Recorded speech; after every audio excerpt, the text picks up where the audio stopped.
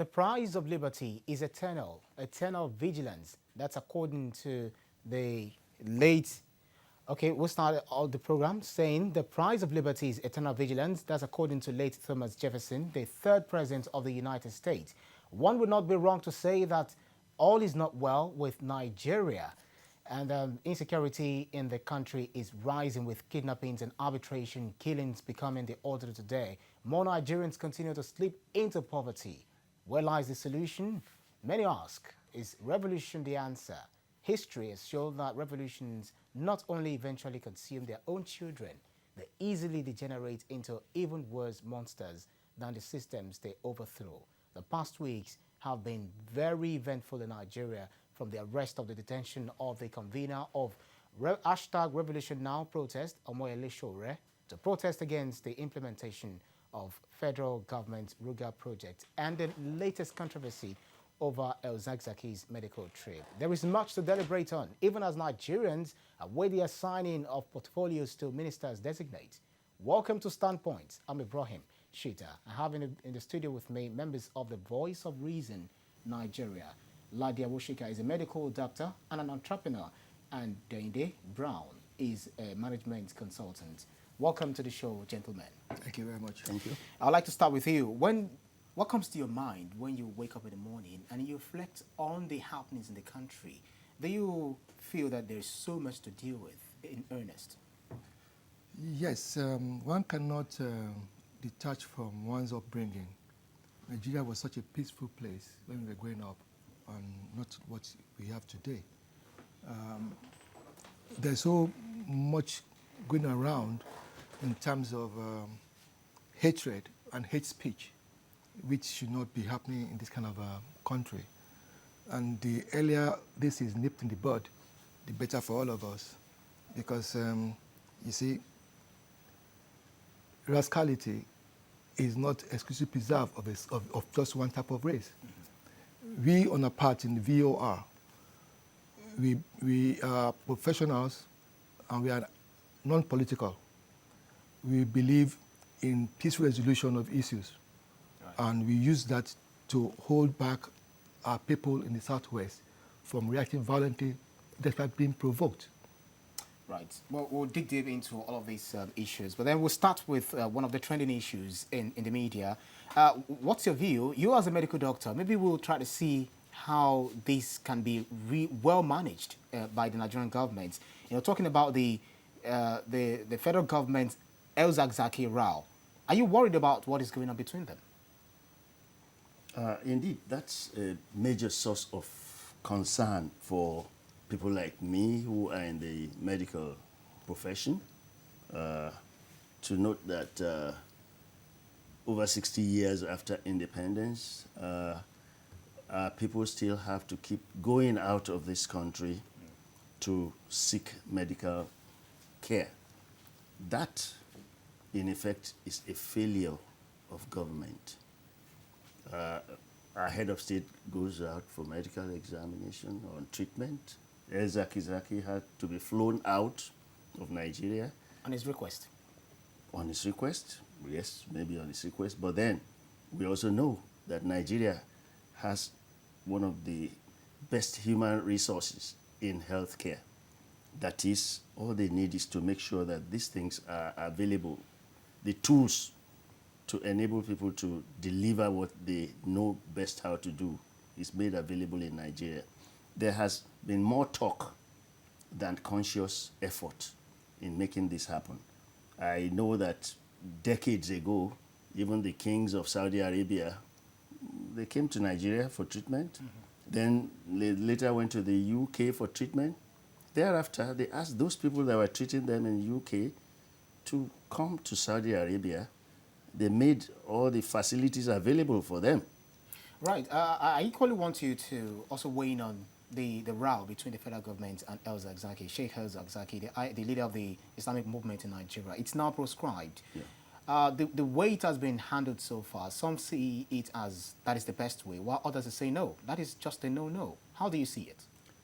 Well, sometimes, depending on what information is available to the generality of the public, we can say maybe there is an overkill that we have resources to put people under surveillance. If this guy had been ruled to be set free by the courts, I don't see why the government should not have actually allowed that to happen. But you can put a person under house arrest and keep him under surveillance. You don't have to really lock him up. So maybe that could have happened in this case.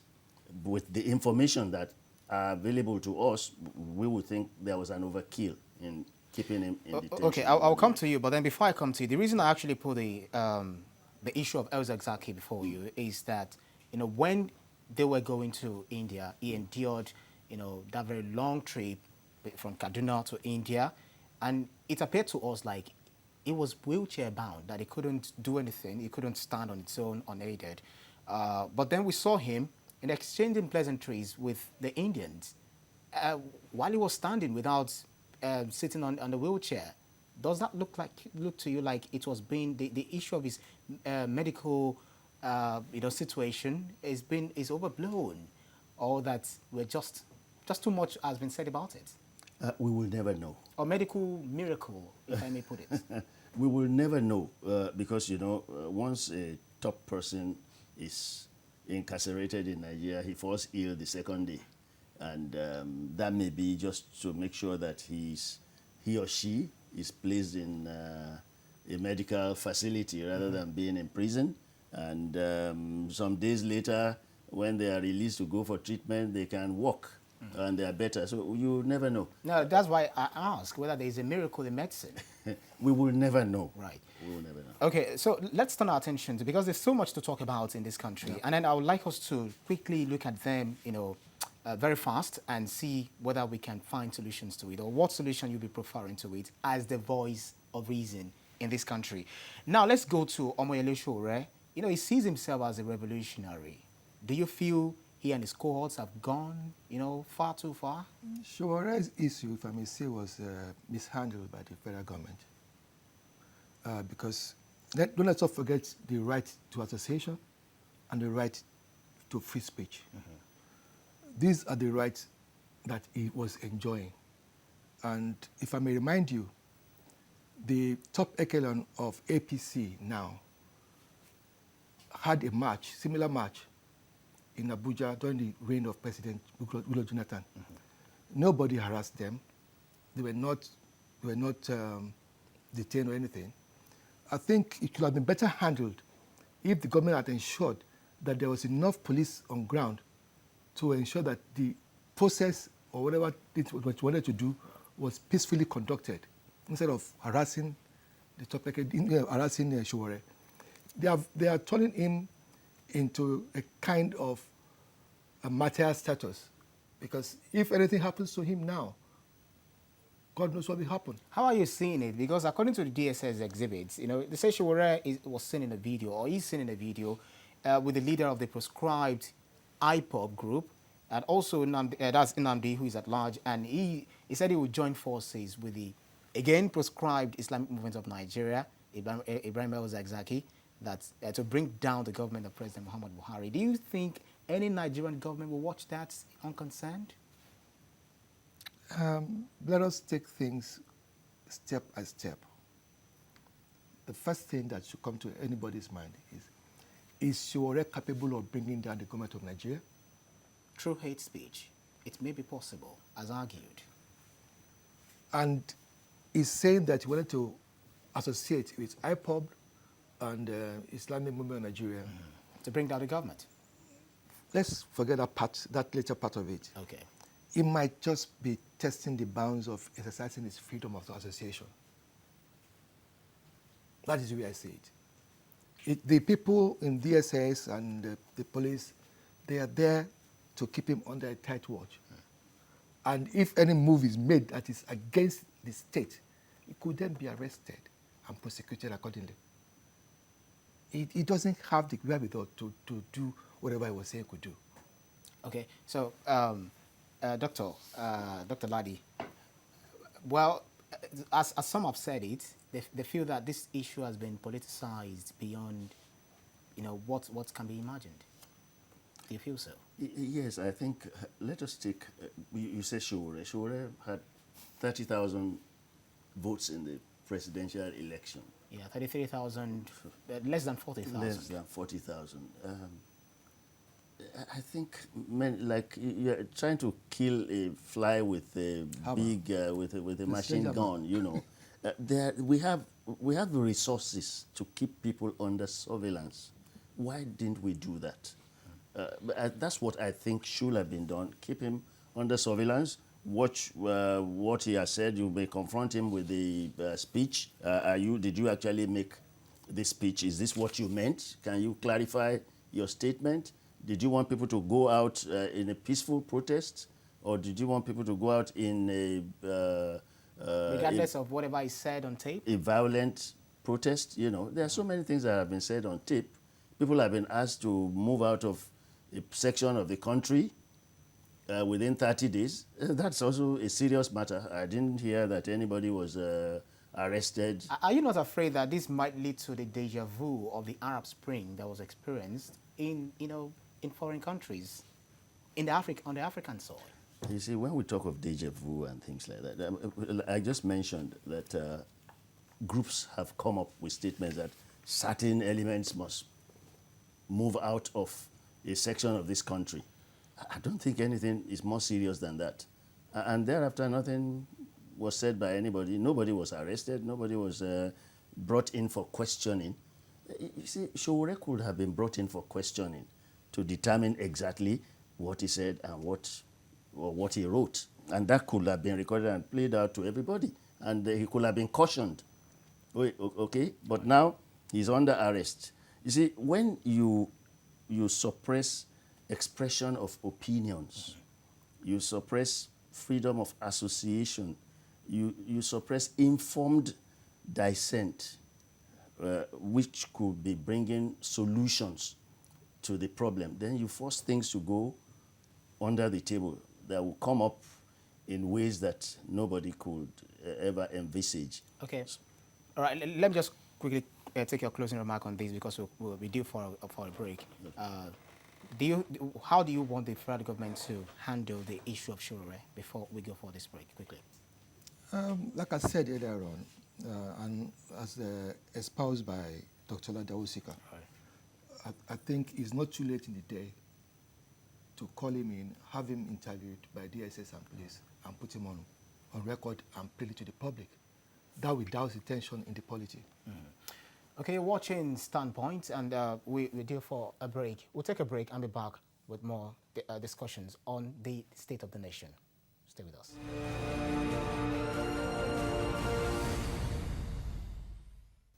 You're watching Standpoint, and we're looking at the state of the nation. So many issues, potpourri of issues, myriads of happenings in the country that we are trying to see how solutions can be proffered to them. I've been discussing in the studio with a medical doctor and an entrepreneur, Ladi Awoshika, and also the management consultant, Dainde Brown. Thank you so much, gentlemen, for finding time to come on the program. And now let's turn our attention to criminalities. You know, we talk about kidnappings, banditry, insurgency, etc., etc. There's so many issues for us to, contend with.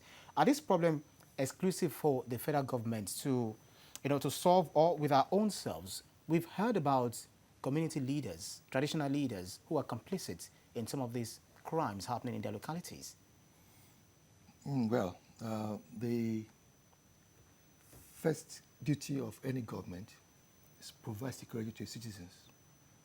So, in that wise, it is a duty of the federal government to ensure the safety and security of every Nigerian. Now, you see, the people carrying out this banditry and kidnapping and all these kind of things, as far as the Southwest is concerned, we are very tolerant people, but I have to sound a note of warning, right? The stealth of a tiger is not an act of cowardice. What was that supposed to mean? We are capable of defending ourselves, but we want to give peace a chance. Our people can defend themselves, and it will turn very messy and ugly. Because the number of people who are so-called marauding force, they are not up to anything that we can deal with summarily. Okay, the former president of Nigeria said at a point in time, in his latest correspondence to the president, that Nigeria is at a tipping point. And then the federal government responds by saying we are committed to ensuring peace, safety of lives and property in the country. And that is the reason we are putting forward to deploying drones and installing CCTVs. That's cool, right? That's not cool at all. That's the most puerile statement. I actually don't think the federal government made that statement. I hope they didn't. Drones and CCTVs. Where's the power to power the CCTV? You put CCTV on every nook and corner of Nigeria? What happened to the CCTV deployed in Abuja? Were they ever functional? Drones have to be they have to be controlled by someone. You have to know where the drone is going. You have to know what you are after. Of course, there will be control rooms to all of these facilities. We don't have the wherewithal to do those things. There are simpler ways of getting this done. We say there are marauders on our highways. They say we are marauders in our forests. Have we empowered our local people, our traditional rulers, our state governments, our local governments to do the needful? Under the Constitution, they cannot, because the devolution of powers is to the Nigeria police or the Nigerian forces, which is controlled at the center. That's why at the VOR, we have been talking about restructuring. This is part of what restructuring is all about. Community policing, state policing, these are the areas that will be needed to be addressed to be able to deal with this issue. We are broaching the concept of restructuring, in this conversation again. Yes. Community policing, if you have CCTVs, if you have drones, don't you think this will enhance the ability of the community policing, so to speak? Do we have power? How do you mean power? You power CCTVs with electricity, whether it's solar or what have you. You need a consent. We have street lights on the streets of Nigeria that are powered with solar energy. That's in Lagos. If you just drive 40 kilometers outside Lagos and show me the street light that is there, there's none. I know in my town, my own town does not have electricity 90% of the time. So where is that power going to come from? Let me take it to you. So if we have all of these things deployed on our roads, he has mentioned the concept restructuring. How restructuring? What exactly does Voice of Reason understand about the concept, this concept restructuring? We've talked about it several times. Yes, you see, we are going to talking about restructuring a lot about the architecture of power structure in Nigeria. We started out as a country with regional governments, right? And although we got independence in 1960, before then, the Western region was ready to go on to attain independence, but the North asked that they should wait for them to be ready, which was graciously acceded to, so that we all got independence at the same time. Now, it was structured in such a way that each region could develop at its own pace. Let me remind you something. In 1960, in fact 59, when WNTV was started in Western Nigeria, there was no TV like that in Spain. Up to 1980s, you still have black and white television in Portugal. That's why I say it was first in Africa. Where are you heading with this? Now, what I'm saying is this. We as regional governments had the opportunity to develop at our own pace without being pulled back by any other person. Western region was developing at such a pace that if there had been no pullback, today we could be talking first world in Western region. Now, there is nothing wrong in forming a loose federation. Right. where you cede some powers to the center, like foreign affairs, defense, could be at the center. But most of the other things that are grabbed at the center now decentralized. supposed to be devolved to the states Right. Okay. and the regions. Okay. Well, part of the commitment of the federal government, as been said, is that the Ruga project is something that will also help us. Great job for the youth, and make sure that we have enough cattle, healthy cows, to feed the nation. And this will solve the violence crimes between the farmers' herders crisis that we have. I would say that is total misinformation. I grew up knowing about Fashola farms set up by the Western Nigeria government near Oyo for ranching in Western Nigeria. It was destroyed by the military. There were 5 ranches that were supposed to, be fed from the Fashola grandparent stock. Those things don't exist today. You see, when we talk about Ruga and all this, it's an attempt to misinform people.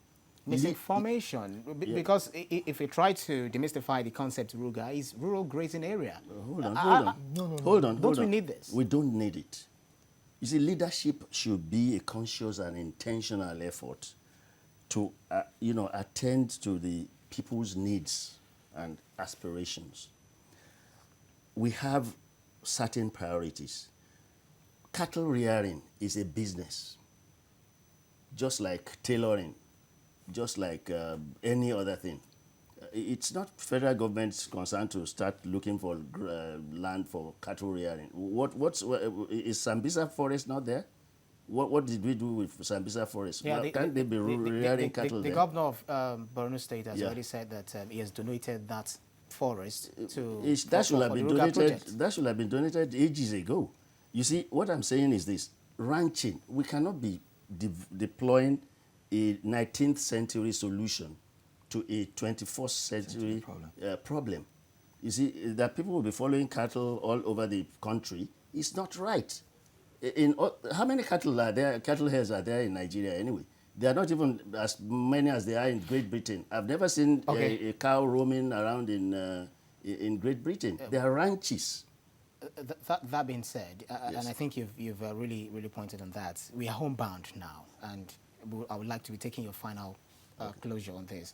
Now, the President Muhammad Buhari, because we are looking at solving these problems confronting us in this country. So he said, okay, fine, we are going to be having our ministers will be inaugurated anytime soon, this month. So he said the incoming ministers will be, their performances will be graded, something as key performance indicators. This is exactly what we need, so as to get the next level agenda, right, isn't it? No, I would say that the issue, you are putting the cart before the horse.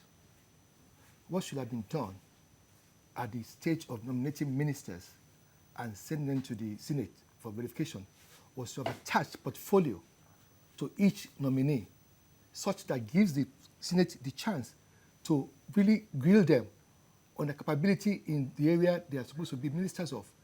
You see, you don't just, we might end up having somebody in a place where is not a square peg in a square hole.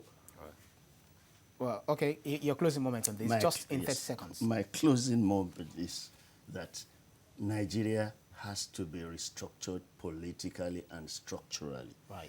We do not have ministers who are accountable to the people of Nigeria.